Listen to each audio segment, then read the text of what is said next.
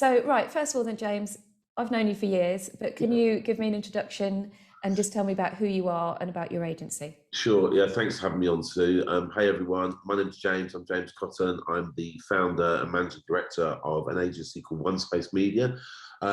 So we've been going for about 11 years now, and our kind of stock and trade is building brands and websites and kind of digital solutions for technology and life science and finance companies.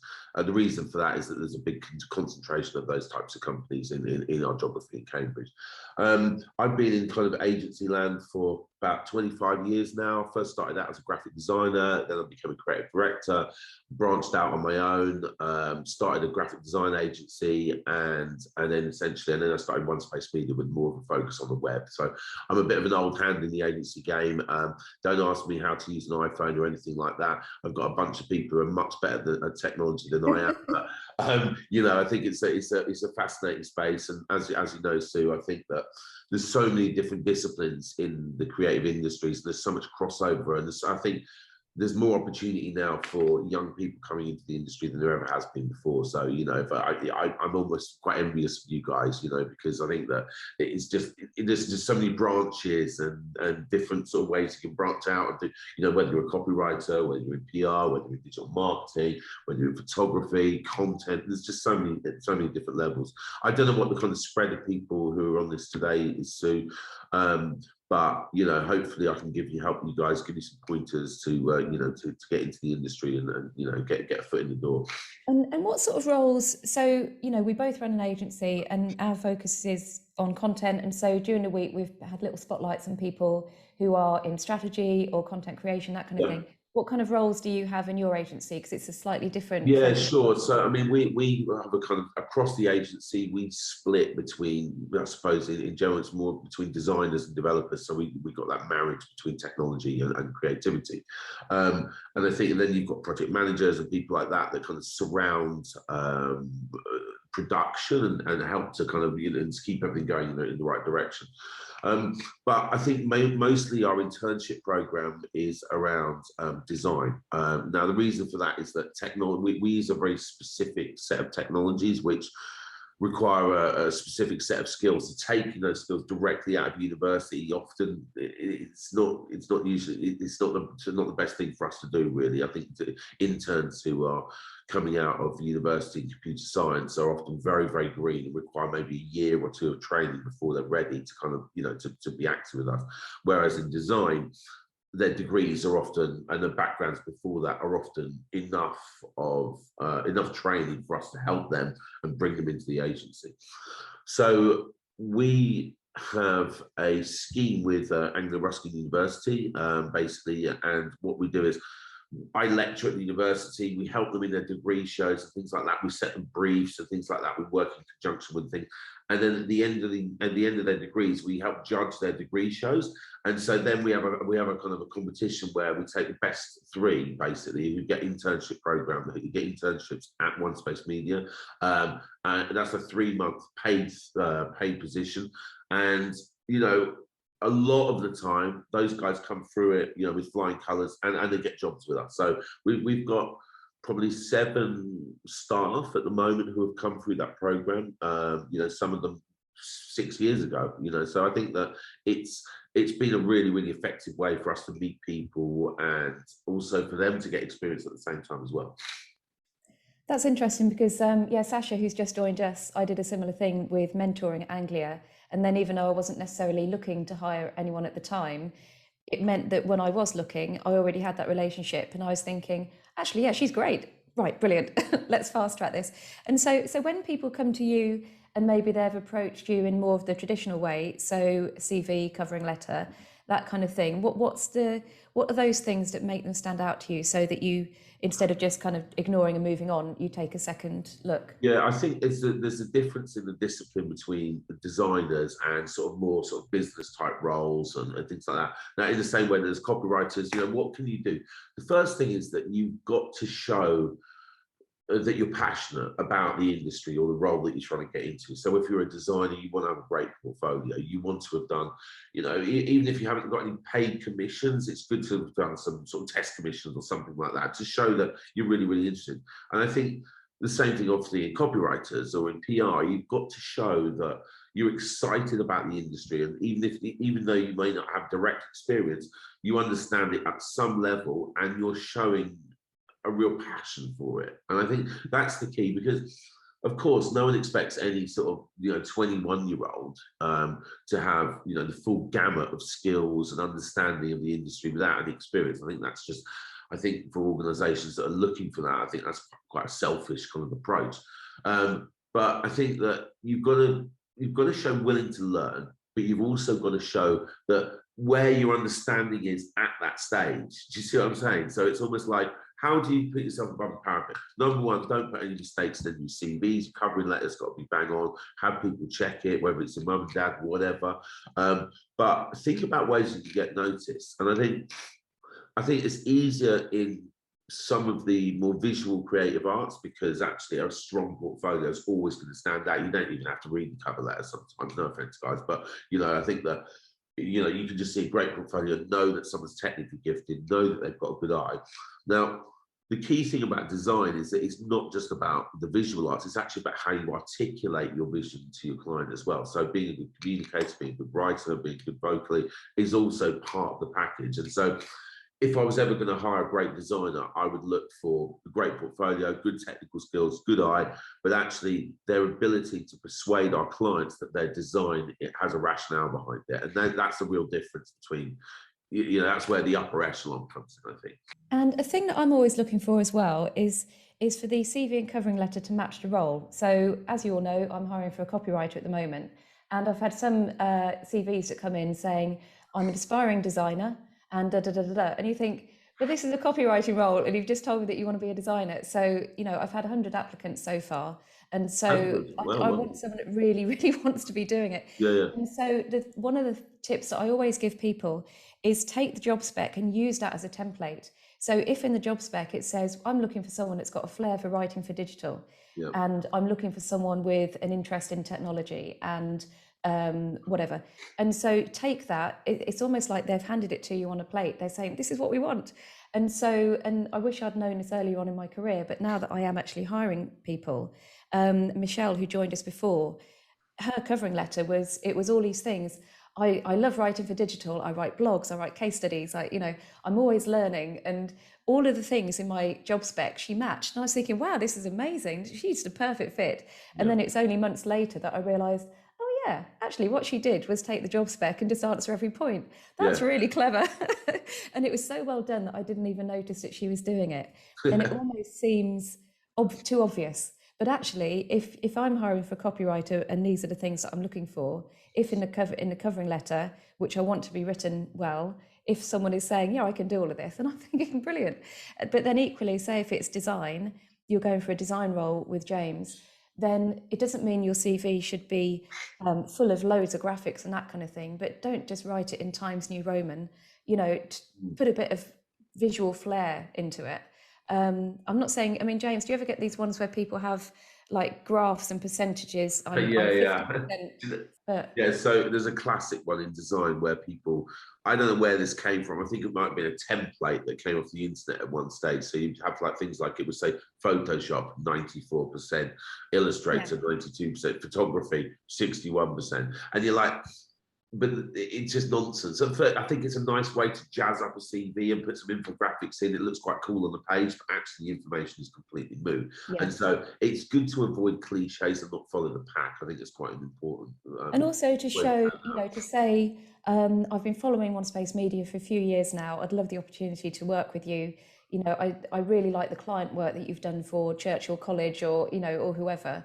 And I know that feels a bit like you're sucking up to the employer, but actually we want to get moving, don't we? We want people to join us, definitely hit the ground running, that understand us and know. You're right, actually. And I think in the covering letter, you want to know that they've actually done some due diligence into your agency. They understand your clients at some level, and it may be as much as going through the last 10 news posts. Do you see what I mean? You can quickly have a look, and you can say, hey, I was really interested to see that you did X or that you hired Y, and then you show a connection to that in some way or some sort of interest. And these are classic social engineering techniques which you kind of learn in business over time. But I think that when you're first getting into an industry, I think you can use some of that social engineering to try and.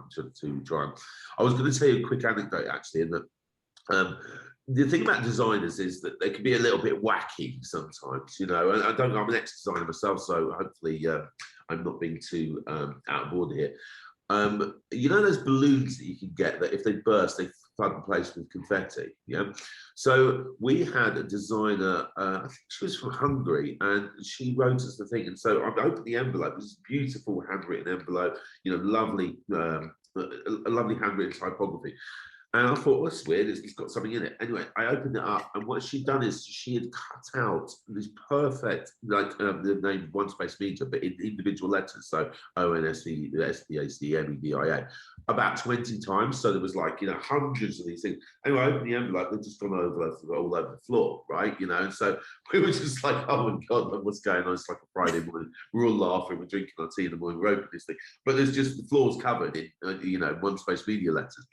Now, yes, she stood out, but it was quite annoying, if you see what I mean, at the same time. But I'll never forget it, because it was just such a funny thing, and we laughed about it. And I called the girl, and she didn't get a job with us, but actually, it was a good way for her to get a foot in the door. So she used something which was essentially quite annoying, essentially, to be noticed. And so you can be a bit bold sometimes and do things which are maybe on the edge. But I'd just say that if you are going to take that approach, just be approach it with a bit of caution, Yeah, because I have had the occasional person turn up on the doorstep with a portfolio. Yeah, And the thing is, I've been in a meeting or something, so yeah, it's weird. It's like you have this sort of split feeling of thinking, oh, that's really good. Actually, they stuck their head above the parapet kind of thing. yeah, But then by the same token, I was in the middle of something, and actually I've got nowhere to put physical portfolios nowadays yeah, because we're all so digital, so, but I do like the idea of trying to stand out. yeah, And but then that's where the due diligence comes in, where you start following the channels, you look around, and then you can think, actually, this is the kind of thing that might appeal to this kind of person. yeah, I mean, I'm a woman running a business, but I'm just not really interested in lilac swirls and motivational quotes and a lot of the stuff that kind of seems to yeah, hover around female entrepreneurs for some reason. So you get a measure of people, and then that also tells us, great, this person will read a brief properly. They'll pay attention to how to communicate with particular clients. They won't just go crash bang wallop into a situation yeah. without sort of assessing it first. So a quick, what about interviews? So any interview tips? Because it's hard, and particularly over Zoom. If you interviewed people over Yeah, Zoom. yeah, I have it. Yeah, I mean, obviously, the whole remote work thing is, we always used to try and hire people from within our own geography. And so, obviously the whole COVID thing and everything went remote, and we started hiring people from all over the place. And it was, I mean, I'm talking about two, so I'm not have massive experience here. But I think that how do you gauge someone's charisma, someone's skills, the way that they're going to be in a room, over a camera to camera situation? I think it's very, very difficult. So I think that the first thing is that you should be professional, right? And I think that's your kind of bottom line. Get a good baseline, be professional, be well presented, depending on what industry you're trying to get into. And I think just make sure you're prepared. I think that's the key thing. Make sure, and it sounds stupid, but make sure your battery's charged up, make sure your camera's working, make sure you've done a voice and a camera test on your computer.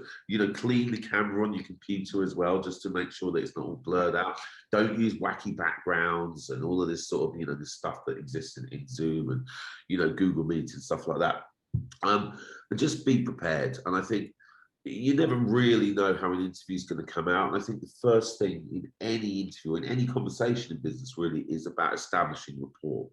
And often, when as an interviewee, obviously you feel disempowered, quite quickly. And so the thing is, but I think what you've got to do is try and position yourself as an equal in the conversation. And I think when you get interviewees who come in and they're confident and they want to be part of a conversation, as opposed to them just being at the end of a Q&A chain, I think there's a real difference, and those are the types of people that stand out. So yeah, I know that conversational confidence doesn't come easy to everyone, but you can practice that stuff. And I think that show some charisma, show some understanding, and show some professionalism, but also don't let the fear of your lack of experience marginalize you in some way. I think that's really, really important as well, because no one's expecting you to know everything.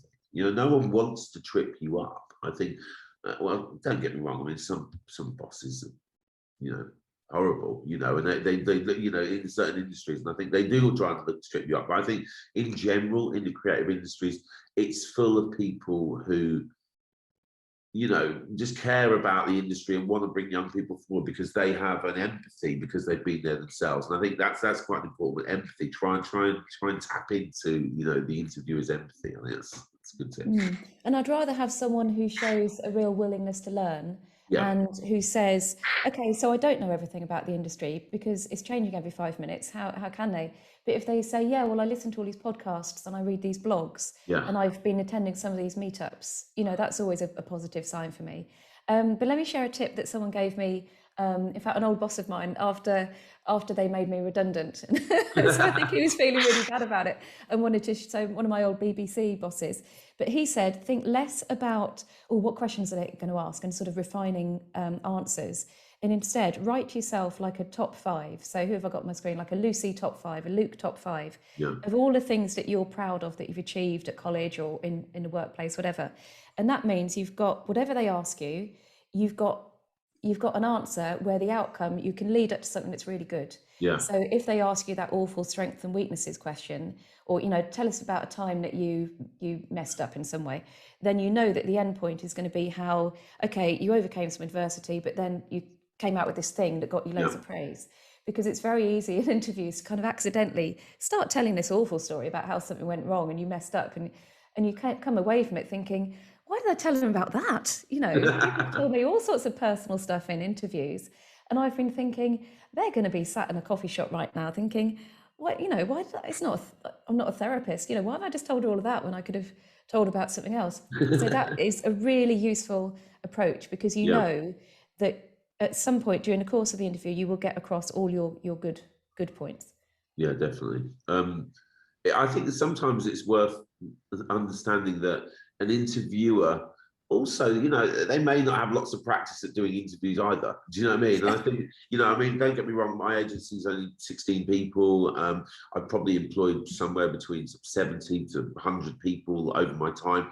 And that doesn't make me an expert in interviewing people. And not, by far, I'm still learning the game. But I think for me, you talked about some of those cliched questions there, Sue, which is kind of like, what's your best achievement, or what's something that went wrong, or you might say, where do you see yourself in 5 years? Now, these are such cliche. There's a lot of these are very cliched questions, which kind of almost like handed down from interviewer to interviewer, but actually just based on your own experience of being interviewed yourself, And I think one of my favorite way of, if I was 20 years old now and I was trying to get a job, I think try to stop it thinking of it as an interview. Think about it as a conversation where you are trying to establish rapport and to showcase your interest in whatever you're trying to get into.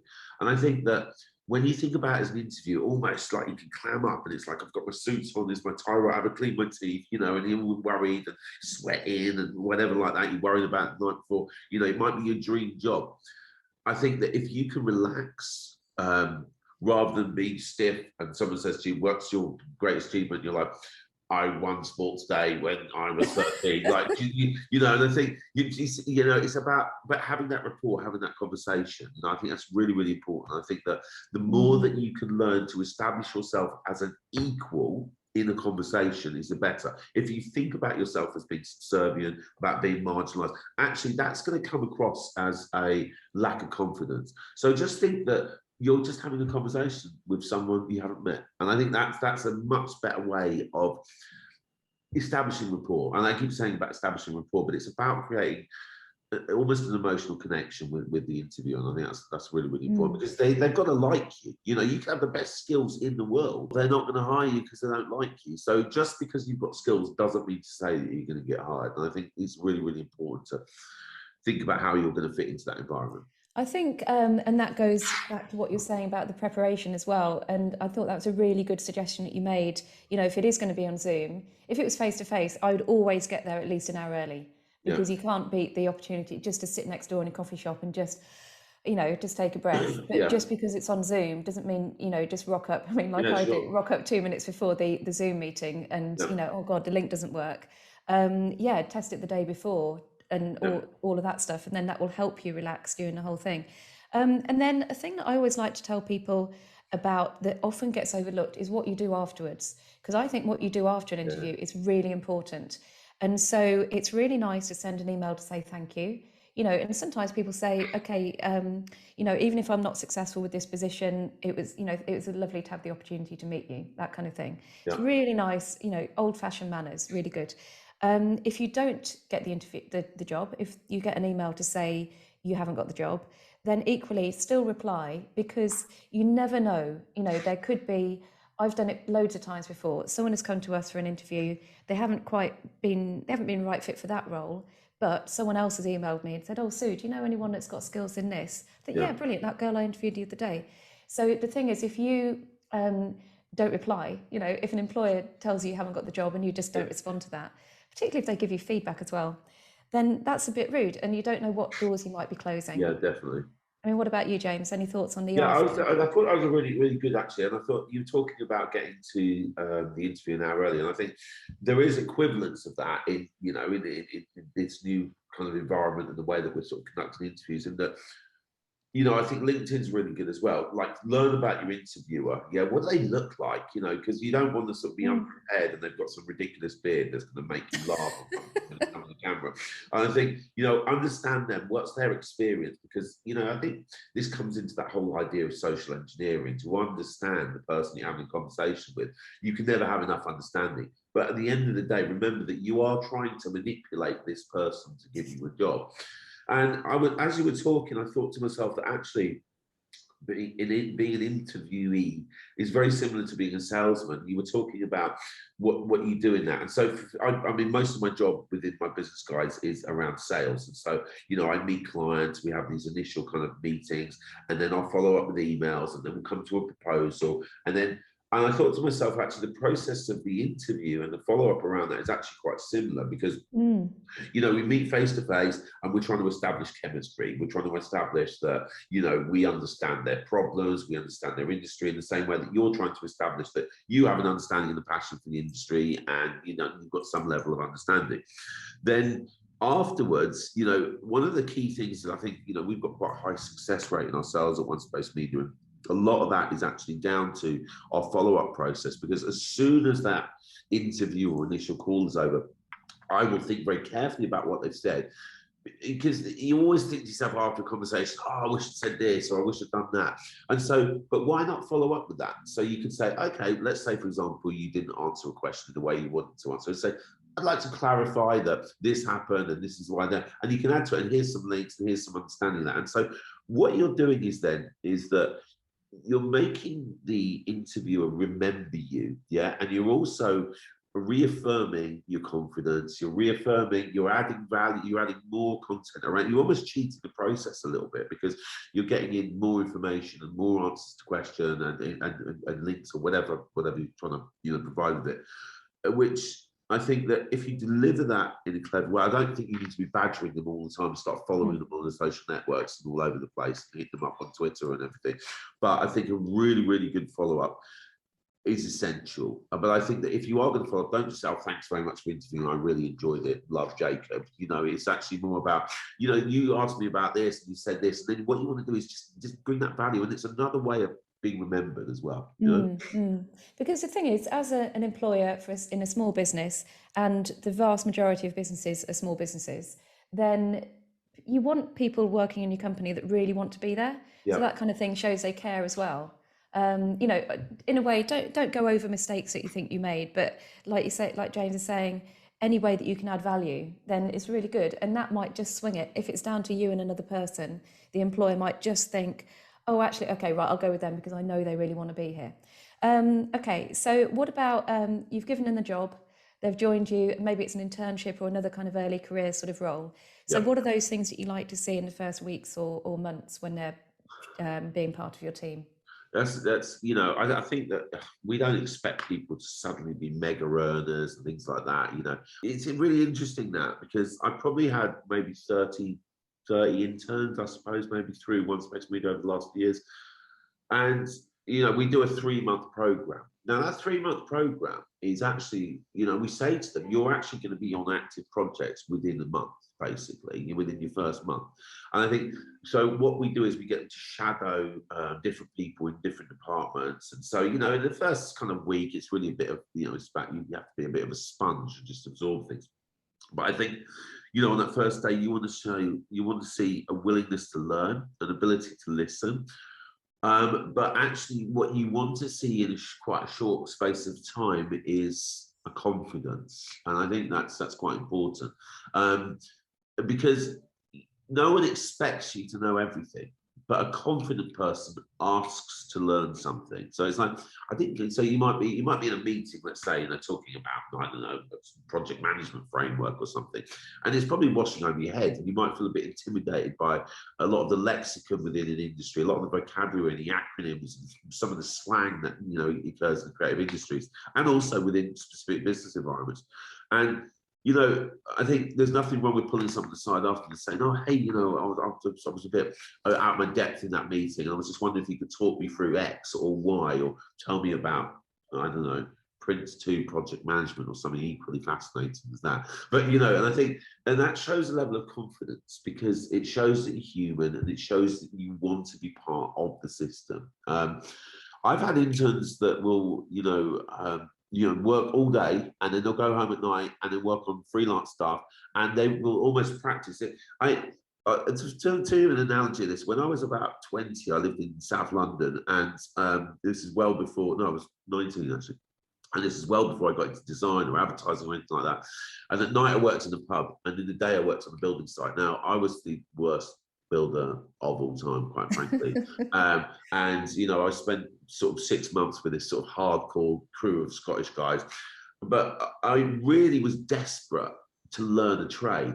And so when the site closed at the end of the day, I would practice bricklaying, I would practice plastering on a bit of wood, and it was interesting, but I was rubbish, so I decided not to be a builder, and ended up in what I'm doing now. But Building websites. I think, but showing that it's almost like you're going above and beyond the sort of the call of duty, and I think you can't, when you're young, you've got energy to do that. You don't have kids, or you might have kids, but you don't have the same responsibilities as a 45-year-old, and so you have more spare time. And I think that those that put the effort in their early careers will reap the rewards later. And I think that's quite a good lesson to take away. I think as well, to ask those questions early on, well, that's exactly the time to do it. Whereas if you, like you say, with acronyms, if you think, oh God, I don't really want to ask about this because I don't know what it is. But then if you wait for 6 months, and you're trying to kind of go through without anyone guessing that you don't know, then that looks even worse. So just, people don't expect you to know stuff. So ask those questions in the early weeks. And one thing I've mentioned during the week, James, as well, particularly if you are working remotely and it's harder to just kind of find someone by the kettle and just ask them, then just sort of make a little note of queries throughout the day, and then say to someone else, actually, can I just grab you for 5 minutes, maybe first thing tomorrow, and just run through some things, because you are going to miss stuff. It's normal. And also you're surrounded by people who still don't know how to do remote working either, and are still missing those little opportunities. I think one thing for me that I really like to see is some sort of initiative and being proactive. In fact, my son says, he does an impression of me, which is just me saying, I think it's really important to be proactive. Apparently I say it all the time, but mostly about his wardrobe. But to give you an example, okay, Beth, who is wonderful, who was with us for a couple of years, when she first started, there was a conference in Norwich, and I thought, oh, it'd be really good if you went to that, some sort of marketing conference. And didn't really think much of it, but just thought, right, that's next week. I wonder if you can go. And then she went off and looked into train times and arranged the whole thing and said, oh, how do I pay for a ticket? And it was great. It was just one of those moments where I thought, oh, brilliant, because I was expecting to do that. I was expecting to arrange it and look into it and have to do all of that.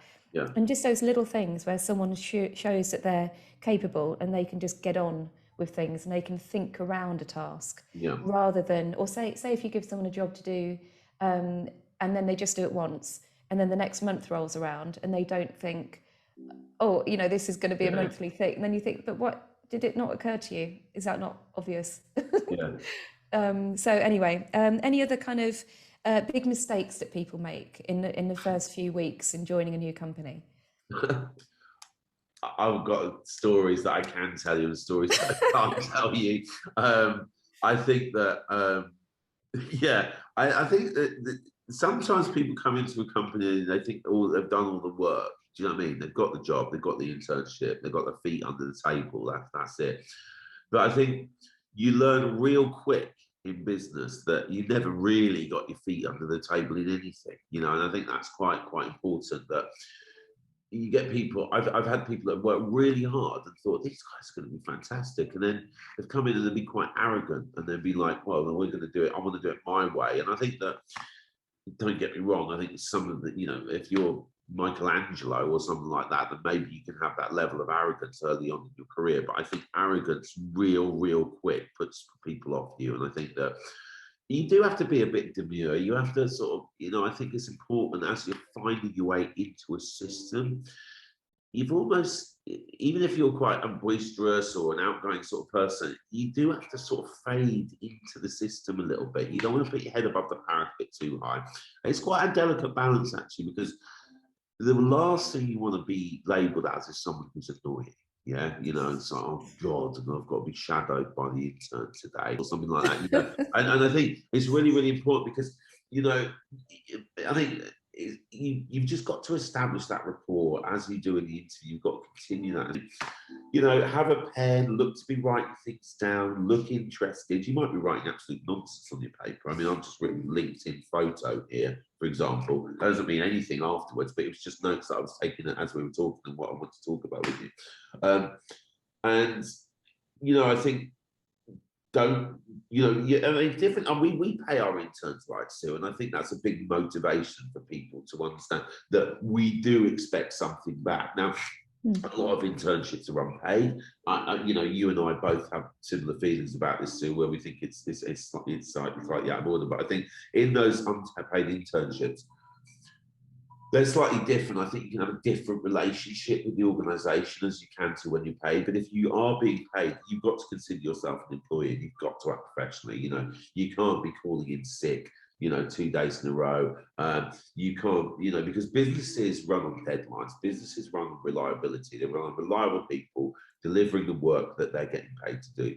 And I think that those who treat the business world, maybe as they have done in their academic careers, through university, you're going on Tuesday night to buy one, get one free or something, and you don't turn up at work. It's very, very different. So you'll get fired real fast for doing basic, for doing things wrong. So if you haven't come to work 3 days in a row, people are going to talk about that. And that's quite important. You can't get away with it, basically. I think it's really important. So I think that when you first start, you've almost got to go beyond everyone else. Get into work early, leave later, don't take your full hour lunch break. Do you know what I mean? You've got to show, or even use your lunch break in some way to expand your knowledge of being there. Be noticed for being a team player and for being a professional. I think that's the key thing. And because even in teams of 50 people, you notice and you'll talk about people, and because businesses sort of self-police themselves, I think, people don't understand that. And people will talk about people that aren't delivering or go for toilet breaks for an hour and a half and things like that. You will get talked about, and you want to get noticed for the right reasons, not the wrong ones. I think that's particularly important nowadays as well, because the last 18 months has put such a pressure and a strain on everybody that if you get someone else on the team that isn't really pulling their weight, then other people think, well, why am I working around the clock? Yeah, That person's being let off with all these exactly. extra sick days and stuff, Yeah. So yeah, that's really good. So what about looking ahead and building your career? So the big thing I would say is about building your networks early. So, whenever I have a meeting with someone, I'm connecting with them on LinkedIn in advance. Yeah. I'm connecting all this stuff that we're doing now. I'm going to meetups and all of that. Then you just don't know when these people might come in handy. Yeah, that's And true. I particularly found this useful when I was doing more freelance stuff, because as soon as the project ended, then that's the end of that. I had no way of staying visible. So connecting on LinkedIn always helped me, because then you just keep on popping up. Oh yeah, her. I remember her. You know, how about you, James? Yeah, I think you're coming back to this thing about relationships and maintaining Mm, relationships. And yeah, I mean, God, I don't even know how many people I know on LinkedIn, but I used to have it as a vanity badge. I think you hit a certain number of followers and you get a badge. So I used to get into it. I was like, come on, more followers, follow me, follow me, follow me, follow me. You get to about over 1,000, you don't really care anymore. But I think if I look back over my entire sort of LinkedIn and I think about all the people I've met and who I'm connected to, it's fascinating. And as you say, you never know when it's going to come in handy. Now, I think I'm a very generous reviewer of people as well. And so if someone asks me for a reference, actually, I think as an employer, you have a moral duty and a professional duty to say it as it is. Do you see what I mean? And I think that um, because what you don't want to do is just get a crap employee and pass them on to someone else, or maybe you want to put them onto your competitors like some sort of time bomb. I don't know, but I think it's really, really important. So whilst you're in an organisation, it may be not your career for life. Let's say, for example, we do 3-month internships, and I think some people make it and get offered jobs, and some people don't. There's not a guaranteed reward at the end of it. But those who stand out, we employ them as junior designers straight away, and we've got 4 of those guys that have been with us straight out of university, and some of them are in their 4th year now, and they've been fantastic, and they're real ambassadors for our company, and they've learned the hard way, and they're just doing great. And I think, but some people who haven't made it but have stood out to me, I've been asked to give references, and I take great pride in giving a great reference to great people.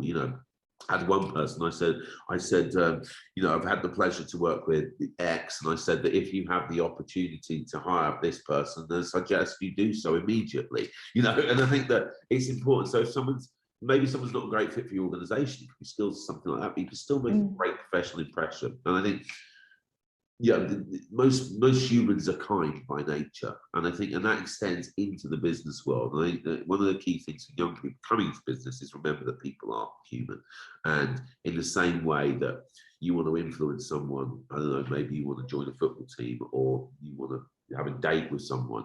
I think any human-to-human connection is about just acting, in a way that you can be proud of. You go home at the end of the day and say, did I act well today? Like, was I kind? Did I show willingness? Did I show learning?